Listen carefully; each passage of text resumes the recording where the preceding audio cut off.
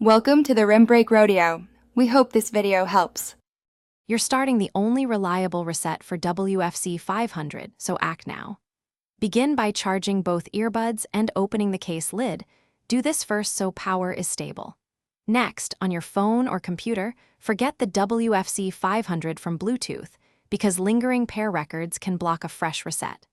Once done, leave the earbuds in the open case. You'll use the touch sensors directly. This avoids partial resets and ensures the earbuds can clear stored pairing data completely. Now perform the reset. With the case open, touch and hold both left and right touch panels at the same time for about 10 to 15 seconds. You'll feel a short vibration or hear an audio prompt, and the LED indicators will flash. Those signs confirm the earbuds are clearing settings. Make sure you keep the case open and avoid removing earbuds mid-process. Interrupting the hold can leave the earbuds in an inconsistent state. This deep reset wipes pairing info and restores defaults. Finish by closing and reopening the case, then enable Bluetooth on your device and pair the WF-C500 as a new device.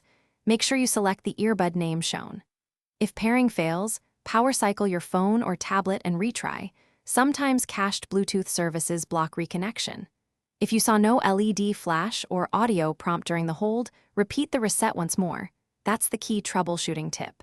When done, test audio and call functions to confirm the earbuds are back to normal. Thanks for watching. Consider subscribing if we helped you.